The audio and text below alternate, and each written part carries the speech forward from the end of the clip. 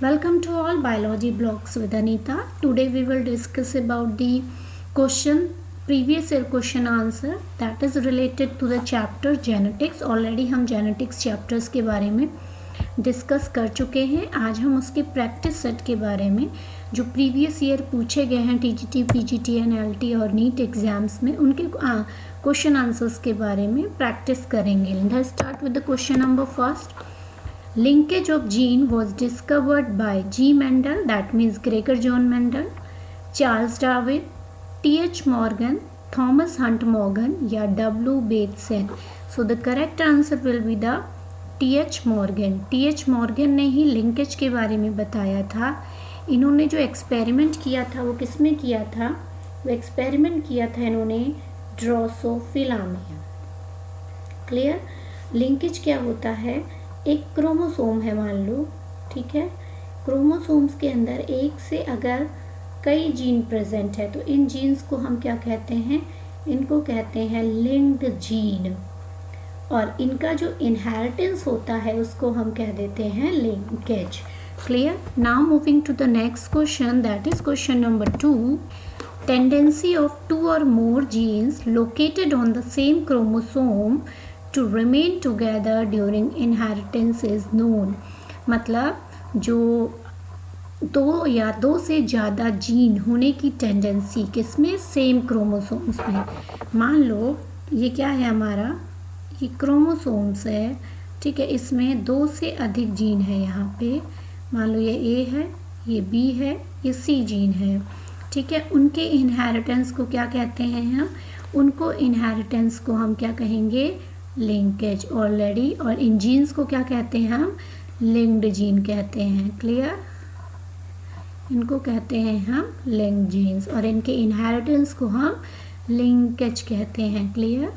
Now moving to the next, that is question number 3. A single gene affecting more than one phenotype is called azotropic, isotropic, auxotropic या pleiotropic. A single gene affecting more than one phenotype यानी कि एक gene है, ठीक है. Chromosomes में मान लो कोई एक जीन है, ठीक. ये जीन जो है मान लो इसको ए जीन प्रेजेंट है, ये कोई, ये कई phenotype यानी कि कई कैरेक्टर्स को शो कर रहा है. किसको शो कर रहा है? मोर कैरेक्टर्स को शो कर रहा है. उसको हम क्या कहते हैं?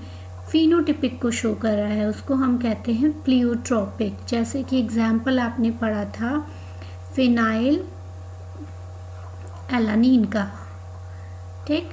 फिनाइल एलानिन में जो प्लियोट्रोपिक जीन जिसे हम पीएच जीन कहते हैं, ठीक है, इसमें किसकी प्रेजेंस में एक एंजाइम होता है जिसे हम कहते हैं फिनाइल एलानिन हाइड्रोलेज. इसकी प्रेजेंस में ये चेंज हो जाता था टायरोसिन में, है ना. और टायरोसिन क्या करता था? ये आपका डोपामाइन रिलीज करता था, ठीक. T3 T4 हार्मोन जिसे हम थायराइड हार्मोन या थायरोक्सिन कहते हैं. और क्या करता था? मेलानिन पिगमेंट को करता था. तो नंबर ऑफ थिंग्स कर रहा है. फिनोटिपिक कैरेक्टर इसमें क्या होता था? अगर हम इस पीएच जीन में म्यूटेशन कर देते थे तो इसकी एक्सेस, फिनाइल एलानिन की एक्सेस हो जाती थी. इसकी एक्सेस से क्या होता था? अगर पीएच जीन में म्यूटेशन कर दें तो क्या होता था? मेंटल रिटार्डेशन हो जाती थी, है ना. अगर इस पीएच जीन में क्या हो जाए? म्यूटेशन हो जाए. और क्या होगा? आपका वाइटिश हेयर हो जाएगा, ग्रोथ अच्छी नहीं होगी. क्लियर? तो number of phenotypic characters show हो रहे हैं सिंगल जीन से, उसको हम कहते हैं pleiotropic. Clear? Now moving to the next question. क्या question number 4. Gene Y for yellow skin in mice is dominant over Y and is lethal in homozygosity. Which of the following crosses possible in attempt to obtain a yellow mice? ठीक है. इसमें कह रहा है, क्या कह रहा है? कि जीन Y है, ठीक. जो जीन Y है, क्लियर, ये क्या है? डोमिनेंट है और कैपिटल Y शो कर रहा है किसको? येलो को, ठीक. एंड जो क्या है, डोमिनेंट ओवर, तो जो स्मॉल वाई होगा वो क्या होगा, लीथल जीन होगा, और वी कैन से क्या कह सकते हैं, रिसेसिव होगा। ठीक, तो इसमें से कौन सा क्रॉस पॉसिबल है कि जिससे हमें येलो माइस ऑब्टेन हो। तो हम क्रॉस करके अगर देखें, कैपिटल वाई स्मॉल वाई, इसको हम मान लेते हैं ये क्या है, फीमेल है, इसको क्रॉस करवाते हैं कैपिटल वाई स्मॉल वाई से, ये हमारा मेल हो गया। तो हमें क्या मिलेगा, कैपिटल वाई, इसको इससे करवाया कैपिटल वाई स्मॉल वाई, इसको इससे करवाया कैपिटल वाई स्मॉल वाई, और इसको इससे करवाएंगे तो स्मॉल वाई। एक हमें लीथल मिला, ये हमें कैसा मिला, प्योर येलो। ठीक है, ये हमें कैसा मिला, ये हमें मिला हाइब्रिड। क्लियर, तो इसमें आई थिंक फर्स्ट क्वेश्चन ही करेक्ट हो जाएगा। ठीक, option 1 is the correct. Question number 5, when one gene hides the effect of another gene, the interaction factor known as complementary factor. Complementary में क्या होता है, दोनों जीन आपके दिखते हैं और एक दूसरे को कॉम्प्लीमेंट करते हैं। क्लियर, तो ये ऑप्शन नहीं होगा। डुप्लीकेट फैक्टर, एपिस्टैटिक फैक्टर या सप्लीमेंट्री फैक्टर। क्वेश्चन कह रहा है जब एक जीन दूसरे जीन के इफेक्ट को छिपा देता है या हाइड कर देता है तो उस इंटरैक्शन फैक्टर को क्या कहते हैं, उस इंटरैक्शन फैक्टर को हम कहते हैं एपिस्टैटिक फैक्टर। क्लियर, इसमें क्या होता है, एपिस्टैटिक में एक रिप्रेसिव जीन होता है। ठीक, ये क्या करता है, एक सप्रेसिव जीन होता है। ठीक, ये इसमें क्या होता है, एपिस्टैटिक फैक्टर में एपिस्टैटिक जीन जो होता है वो दूसरे जीन के इफेक्ट को छिपा देता है, उसको एक्सप्रेस नहीं होने देता, उसको हम कहते हैं एपिस्टैटिक जीन, और ऐसे इंटरैक्शन फैक्टर को हम कहते हैं epistatic factor. Clear, now moving to the next question, that is question number 6, who demonstrated first time that genes are located on the same chromosomes। किसने सबसे पहले डिमॉन्स्ट्रेट किया था कि जीन्स सेम क्रोमोसोम्स पे प्रेजेंट हो सकते हैं, नंबर ऑफ जीन्स है ना, तो ये किसने किया था, ये सबसे पहले टी.एच. मॉर्गन ने किसमें देखा था, लिंकेज है ना, किसमें देखा था, ड्रोसोफिला में। Genes are located on the, genes मतलब मैनी जीन्स, यहाँ पे हो जाएगा मैनी जीन्स, टी.एच. मॉर्गन ने सबसे पहले देखा था। Now moving to the next question number 7, when F1 hybrid individual is crossed with the dominant homozygous parent, it is called। क्या कह रहा है, जब F1 हाइब्रिड इंडिविजुअल, मान लो F1 हाइब्रिड में हमें क्या मिलता है, कैपिटल टी स्मॉल टी मिलता है। ठीक, कैसे मिलता है, ये हो गया आपका पेरेंट जनरेशन। ठीक, यहाँ से हमें कैपिटल टी गैमेट मिलेगा, यहाँ से स्मॉल टी, इन दोनों को क्रॉस कराते हैं तो ये हमें क्या मिल जाता है, F1 जनरेशन। अब ये कह रहा है कि F1 हाइब्रिड इंडिविजुअल को जब हम क्रॉस कराते हैं, यानी कि इसको विथ डोमिनेंट से करवाना है, इस पेरेंट से कराना है, इसको हम क्या कहते हैं, इसको हम कहते हैं आउट क्रॉस। ठीक, टेस्ट क्रॉस में क्या होता है, इसको हम करवाते हैं किससे, रिसेसिव से। मोनोहाइब्रिड क्रॉस का मतलब एक कैरेक्टरिस्टिक्स को लेना, रेसिप्रोकल का मतलब उसमें हम मेल को फीमेल को मेल कर देते हैं। Clear, now moving to the next question, that is question number 8, the cross used to ascertain whether the plant is homozygous or heterozygous। इसमें से कौन सा क्रॉस है जिसको हम होमोजाइगस या हेट्रोजाइगस प्लांट्स को पता करने के लिए यूज़ करते हैं। ठीक, linkage cross, reciprocal cross, back cross या monohybrid cross. Answer will be the back cross. Back cross से ही हम पता करते हैं द प्लांट इज होमोजाइगस और हेट्रोजाइगस। क्लियर, ऑलरेडी चैप्टर्स में डिस्कशन हो चुका है। ठीक, now question number 9, crossing of F1 heterozygous F1 यानी कि कैपिटल टी स्मॉल टी है ना, ये F1 में मिलता है हमें। किससे करवा रहे हैं हम? स्मॉल टी से, रिसेसिव पेरेंट से। इसको हम कौन सा क्रॉस कहते हैं? इसको हम कहते हैं test cross. Now question number 10, crossing the hybrid with the recessive stock is known as. उसी को घुमा फिरा के पूछा गया है। हाइब्रिड यानी कि ये हो गया, किससे करवा रहे हैं? रिसेसिव स्टॉक से, स्मॉल टी से। तो ये कौन सा क्रॉस हो गया? Back cross, test cross, dihybrid cross या क्रिस क्रॉस। इसको हम कहते हैं test cross. Clear? Back cross में क्या करते हैं? बैक क्रॉस में हम किसी से भी क्रॉस करवा सकते हैं। What is the number of chromosomes in a monosomic plant? एक मोनोसोमिक प्लांट में, ठीक है, मोनोसोमिक प्लांट में क्रोमोसोम्स के नंबर क्या होता है? 2n+2, 2n-1, 2n-2 या 2n+1। मोनोसोमिक का मतलब देखो, क्रोमोसोम्स का नंबर नॉर्मल कितना होता है? अगर हम ह्यूमन बीइंग की बात करें तो 2n = 46 और वी कैन से 23 पेयर्स। ठीक, मैन में यही होता है। ठीक, अगर हम यहाँ पे मोनोसोमिक की बात कर रहे हैं, प्लांट की बात कर रहे हैं मान लो, तो 2n-1, इसको हम कहते हैं मोनोसोमिक। क्लियर? या ऑप्शन हो जाएगा आपका 2n-1। Question number 12, the formula for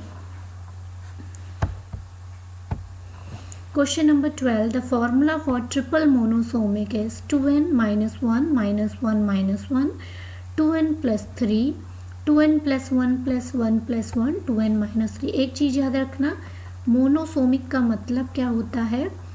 2n में एक क्रोमोसोम्स कम हो जाना। ट्राइसोमिक का मतलब क्या होता है? 2n, ठीक है, 2n में क्या होना? एक क्रोमोसोम्स बढ़ जाना। अब यहाँ क्या पूछा है? ट्रिपल मोनोसोमिक पूछा है। तो ट्रिपल में क्या होगा?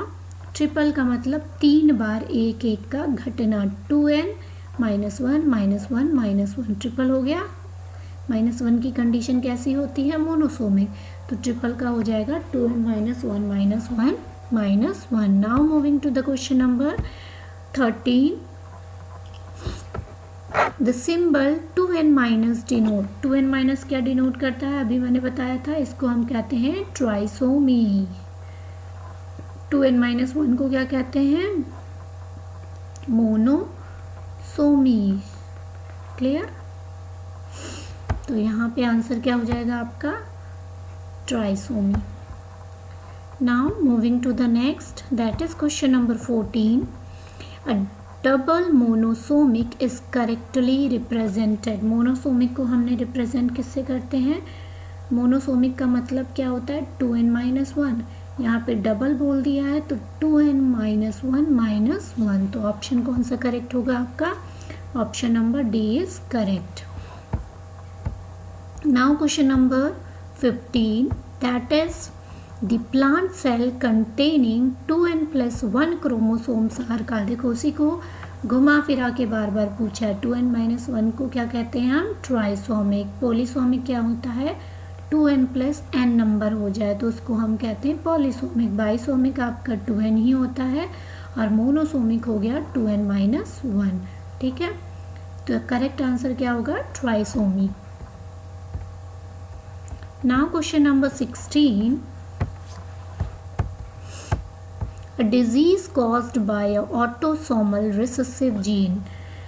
एक डिजीज़ जो कि ऑटोसोमल रिसेसिव जीन से होती है। ऑटोसोमल मतलब आपका क्रोमोसोम्स होते हैं 21+XY, है ना, 22 पेयर्स होते हैं और एक पेयर जो होता है वो XY हो सकता है, XX होता है आपका फीमेल में, है ना, और XY होता है आपका मेल में।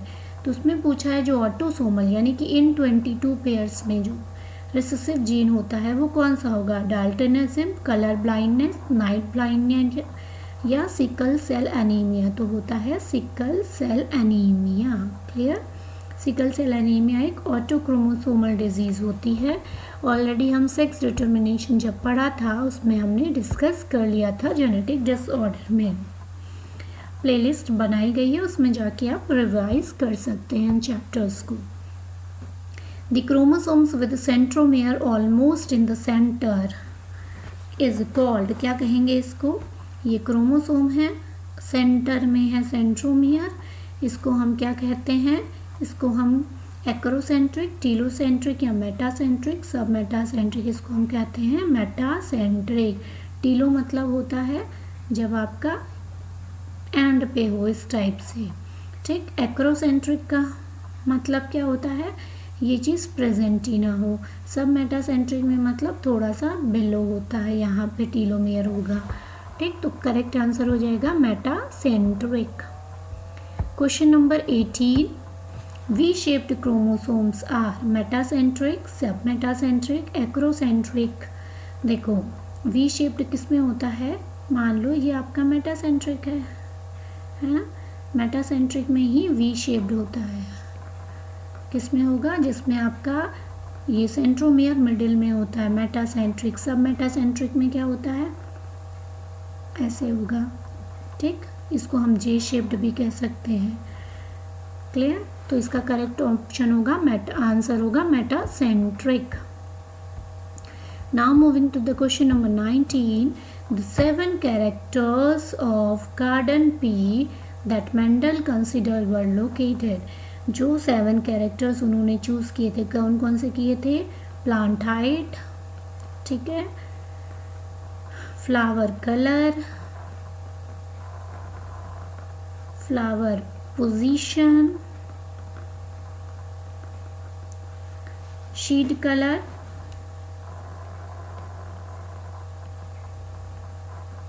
शीट शेप, और कौन सा लिया था? पॉड कलर और पॉड शेप, यही लिए थे 7। तो किस में प्रेजेंट थे इनके? ये 4 पेयर्स ऑफ क्रोमोसोम्स में प्रेजेंट है। इसकी भी मैंने आपको ट्रिक पढ़ाई हुई है, रिवाइज कर लीजिएगा। Clear? Answer will be the 4 pairs of chromosomes. Now moving to the question number 20, Who among the following is regarding as the father of genetics? सभी को पता है father of genetics कौन है? Gregor John Mendel. The correct answer will be the B. Now moving to the next, that is question number 21. Mendelism was rediscovered by 3 different scientists. Which of the following is one of the scientists? देखो Mendel ने जो law दिए थे उनको rediscovered किया गया था, ठीक है। किसके द्वारा रीडिस्कवर्ड किया गया था? पहले थे कार्ल कोरेंस, ठीक। दूसरे कौन थे? ये थे ह्यूगो डी व्रेस। जो तीसरे थे वो कौन थे? वो थे एरिक वॉन शेरमार्क, ठीक। इसमें से देख लो तीनों में से कौन सा मिल रहा है, ठीक है। तीनों में से जो करेक्ट आंसर होगा Carl Correns, Muller H, Morgan, Bridges, तो Carl Correns will be the right answer, ठीक है। Now moving to the next question, that is question number 22. Which of the following scientists is not associated with rediscovery? इसी को घुमा के भी पूछ दिया गया है कि इसमें से कौन सा साइंटिस्ट नहीं है जो मेंडल के लॉज को डिस्कवर नहीं किया था जिन्होंने। ह्यूगो डी व्रेस थे, एरिक वॉन टेशमार्क इन्होंने भी किया था, कार्ल कोरेंस भी थे। यही 3 साइंटिस्ट थे जिन्होंने मेंडल के लॉ को रीडिस्कवर्ड किया था। तो यहाँ पे जो करेक्ट ऑप्शन होगा वो एच.जे. मुलर होगा। इन्होंने क्या किया था? एच.जे. मुलर जो थे इन्होंने म्यूटेशन, ठीक है, म्यूटेशन के बारे में स्टडी की थी। इन्होंने म्यूटाजन, स्पेशली म्यूटेशन में म्यूटाजन, ठीक है, ये वो सब्सटेंसेस होते हैं म्यूटाजन जो कि कॉज करते हैं म्यूटेशन को।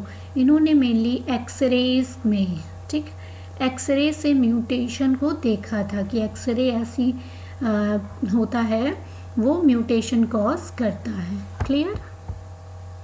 Now question number 23. In plant breeding, a new gene can originate through polyploidy, mutation, somatic cell fusion या hybridization. तो करेक्ट ऑप्शन क्या होगा आपका आंसर? The mutation. म्यूटेशन से ही न्यू जीन ओरिजिनेट होते हैं. ठीक है.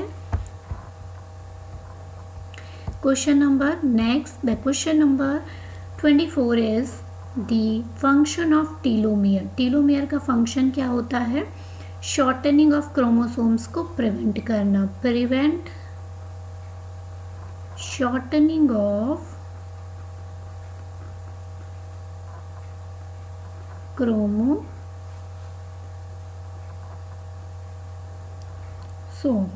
क्लियर. लेकिन यहाँ पे आंसर देख लो, इसमें क्या है? To maintain the individuality of chromosome, to stop transcription, to initiate transcription, to separate chromosomes during cell division. No, इसका काम क्या होता है? टू मेंटेन करना इंडिविजुअलिटी ऑफ क्रोमोसोम्स का, उसको शॉर्टनिंग से रोकना. Clear. Next question, that is question number 25. The term biotype means all individual having same phenotype, all individual having same genotype, all individual having different phenotype, all individual having different genotype. The correct answer will be the question answer, that is the all individual having same genotype. जिसमें same genotype होता है उसका मतलब हम कह सकते हैं कि वो एक बायोटाइप है. Who used X-ray to produce mutation? किसने किया था? अभी बताया मैंने, H.J. मुलर ने किया था. कब किया था इन्होंने? 1926 या 1927 में किया था. ठीक है. और इसके लिए इन्हें नोबेल प्राइज भी मिला हुआ है. Clear. Now moving to the next. H.J. Muller was awarded Nobel prize in 1946 for his work. तो अभी बताया मैंने, H.J. मुलर को नोबेल प्राइज मिला था. ठीक है. क्यों मिला था? क्योंकि इन्होंने एक्सरे म्यूटेशन किया था. किसमें किया था? ड्रोसोफिला में. The correct answer will be the A. Now moving to the next. How many gametes will be found in the F1 generation of trihybrid cross. Trihybrid cross का मतलब क्या है? कि 3 कैरेक्टर्स को लिए जाते हैं. ठीक है. मान लो एक कैरेक्टर ये है, दूसरा कैरेक्टर ये है, तीसरा आपका ये है. ये उसके लिए जीन है, यानी कि 3 टाइप के जीन्स प्रेजेंट होंगे टाई हाइब्रिड क्रॉस में, जो कि 3 कैरेक्टर्स को शो करेंगे. क्लियर. अगर हमें इसका गैमेट बनाना है तो गैमेट का फॉर्मूला मैंने बताया था 2 दी पावर n. ठीक. क्या n क्या होता है? जहाँ पे हेटेरोजाइगस, तृतीय या हेटेरोजाइगस होता है. तो यहाँ पे सारे हेटेरोजाइगस हैं, तो 2 दी पावर 3 यानी कि 8. The correct answer will be the 8. Now moving to the next. Question number 29. How many types of gametes will be produced by a plant with a gametophyte? Capital A, small b, small b, capital C, small c. देखो ये आपका क्या है? Gametophyte दे रखा है. इसमें पूछा है कि कितने गैमेट्स प्रोड्यूस होंगे. तो फॉर्मूला अभी मैंने बताया 2 दी पावर n. n क्या होता है? हेटेरोजाइगस. ये हेटेरोजाइगस है, यस है. b नहीं है, ये होमोजाइगस है. स्मॉल c, कैपिटल C ये आपका हेटेरोजाइगस है. तो एक हेटेरोजाइगस, दो हेटेरोजाइगस हो गए, यानी कि n का वैल्यू हो गई 2. तो 2 दी पावर 2 यानी कि 4 गैमेट कितने प्रोड्यूस होंगे? 4 प्रोड्यूस होंगे. क्लियर. ऑलरेडी मैंने ये सारे क्वेश्चंस जो आपके चैप्टर्स में पढ़ाए हुए हैं.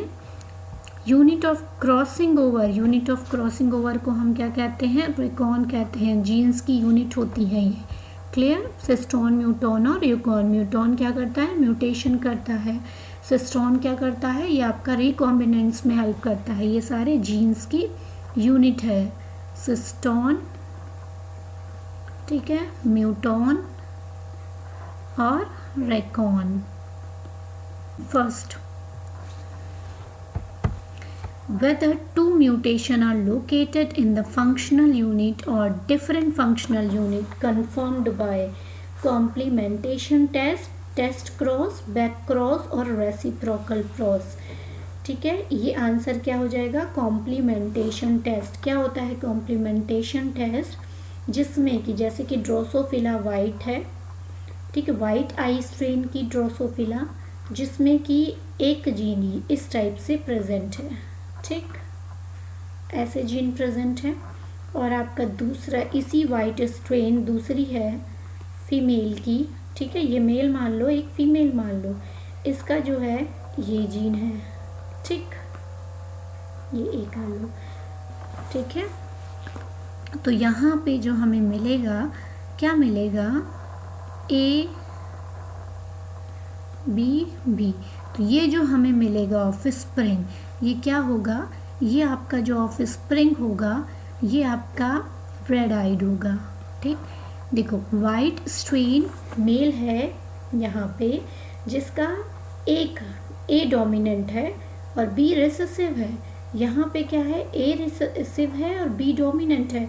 जब इनको आपस में हम क्रॉस करवाते हैं तो हमें इस टाइप की प्रोजेनी मिलती है जो कि होती है, क्लियर। इसी को हम कहते हैं, जैसे ये म्यूटेंट हो गया है ना, म्यूटेंट, एक दोनों जीन क्या है, म्यूटेंट है, चेंज हो रहे हैं, ठीक है, उसी को हम कहते हैं complementation test, clear. Question number 32, the mutagenic agent among following is ethyl methane sulfonate, ethylene 2,4-DIA। देखो इसमें म्यूटाजेनिक, अगर आपको नहीं भी नाम पता है, इथाइलिन आपको पता है ये क्या है, आपका फूड राइपनिंग में काम आता है। 2,4-D आपने पढ़ा होगा, ये एक टाइप का वीडीसाइड होता है, क्लियर। IAA ये कहाँ पढ़ा है, इंडोल एसिटिक एसिड है जो कि प्लांट हार्मोन है। तो करेक्ट आंसर क्या होगा आपका, होगा इथाइल मीथेन सल्फोनेट, ठीक है। कभी कभी जब हमें नाम नहीं पता होता है तो हमें थोड़ा सा माइंड यूज़ करके आंसर निकालना पड़ता है। इथाइलिन और आइए इंडोल एसिटिक एसिड ये आपके क्या हैं, ये आपके प्लांट हार्मोन है, ठीक है। और 2,4-D वीडीसाइड है, तो करेक्ट आंसर हो जाएगा ethyl methane sulphonate, clear. Moving to the next question number 33, a gene is mainly or entirely made up of protein, DNA, carbohydrate, amino acid। very simple, gene किसका बना होता है, DNA का। Moving to next question number 34, during mitosis the centromere divides as। हमने पता किया है, हमने पढ़ा है सेल डिवीजन में, ठीक है, सेल डिवीजन में आपने क्या पढ़ा है कि ड्यूरिंग एनाफेज स्टेज में, ठीक है, इस टाइप से जो हमारे क्रोमोसोम्स जुड़े होते हैं, है ना, ये आपकी मेटाफेजिक प्लेट होती है, यहाँ पे क्रोमोसोम सारे लगे होते हैं, क्लियर। ये मेटाफेज में क्या होता है, एक इक्वेटोरियल प्लेट में अरेंज हो जाते हैं, लेकिन ड्यूरिंग एनाफेज क्या होता है, सेंट्रोमियर डिवाइड होके क्या करते हैं, दो इधर चले आएंगे, दो इधर चले जाते हैं, ठीक है, अलग अलग पोल में चले जाते हैं इस टाइप से। तो किस स्टेज में सेंट्रोमियर डिवाइड्स होते हैं, एनाफेज स्टेज में। The correct answer will be the C. Now moving to the next question number 35, the ultimate biological unit which control heredity is called genome, chromosome, genotype. तो heredity unit किसको कहते हैं, हम gene को कहते हैं, ठीक। Question number 36, that is the complete dominance is absent is. Complete dominance नहीं देखने को मिलता है, लिथायरस ओडोरेटस, मिराबिलिस जेलापा, पाइसम सेटावियम या ओइनोथेरा लैमार्कियाना। देखो इसमें लिथायरस ओडोरेटस जिसे हम स्वीट पी कहते हैं, Mirabilis jalapa is the correct answer. इसमें हमको क्या देखने को मिलता है, इसमें हमको देखने को मिलता है इनकम्प्लीट डोमिनेंस। ये आपने पढ़ा है, कंप्लीट डोमिनेंस मतलब क्या कह रहा है, कंप्लीट डोमिनेंस मतलब कह रहा है कि आपका मेंडल्स लॉ, ठीक, मेंडल लॉ ऑफ डोमिनेंस की बात कर रहा है कंप्लीट डोमिनेंस में। तो लिथायरस ओडोरेटस उन्होंने स्वीट पी को ही लिया था, उसी तरह सेम होता है पाइसम सेटावियम गार्डन पी, ओइनोथेरा प्राइमोस इसे कहते हैं हम, ये भी आपका कंप्लीट डोमिनेंस शो करता है। सो द करेक्ट आंसर क्या होगा आपका? करेक्ट आंसर हो जाएगा Mirabilis jalapa. The answer will be the B.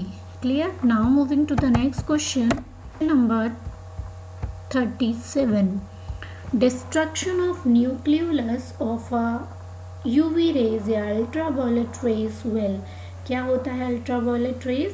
अभी मैंने बताया था कि जो हमारे मुलर साहब थे उन्होंने क्या किया था, एक्सरे, ठीक है, एक्सरे से म्यूटेशन किया था. तो अल्ट्रावायलेट रेज भी उसी टाइप की रेज होती हैं, ठीक है. क्या करती हैं ये? Stimulate cell division, inhibit cell division, kill the cell division, cause gene mutation. तो क्या करेगी? म्यूटेशन करती हैं ये जीन्स में. तो answer will be the cause gene mutation. Question number 38. Mendel's hybridization strategy was use of two plant differing in a plant pair of contrasting character, differing in two pairs of contrasting character, differing in many pairs of contrasting character, differing in a three pairs of. इन्होंने क्या किया था? जो Mendel hybridisation strategy थी वो to plant में क्या किया था? A pair of contrasting character लिया था, ठीक है. The correct answer will be the A. Now moving to the next question number 39. Who propose checkerboard method? इसे हम पुनेट स्क्वायर भी कहते हैं, ठीक है. इसी को हम क्या कहते हैं? पुनेट स्क्वायर कहते हैं. ये किसने दिया था? ये दिया था हमारे आरसी पुनेट ने, ठीक. चेकर बोर्ड मेथड किसने दिया था? पुनेट ने दिया था. Question number 40, that is the last question. Which one of the following traits was not studied by Mendel? Seed size, flower colour, seed colour या पॉट शेप. हमें पता है कौन सा ट्रेट स्टडी नहीं किया गया था मेंडल के द्वारा. तो 7 कैरेक्टर्स लिए थे उन्होंने. पहला था प्लांट हाइट, क्लियर. दूसरा था शीड कलर, और क्या लिया था? शीड शेप लिया था, ठीक. फ्लावर कलर लिया था, और क्या लिया था? Position of flower, flower position लिया था कि एक्सियल होगा या टर्मिनल होगा, क्लियर. और क्या लिया था इन्होंने? पॉड कलर लिया था, और क्या लिया था? पॉड शेप लिया था. तो इसमें से देख लो, पॉड शेप है, सीड भी कलर है, फ्लावर कलर है. शीट साइज इसमें ट्रेट नहीं लिया था, ठीक है. The correct answer will be the ए. आपका सीट साइज आपका करेक्ट आंसर होगा. आज के लिए बस इतना ही. कल मिलते हैं आगे की सीरीज़ के साथ, ठीक है. Thank you. वीडियो अच्छी लगे तो वीडियो को लाइक, शेयर एंड चैनल को सब्सक्राइब करना ना भूलें.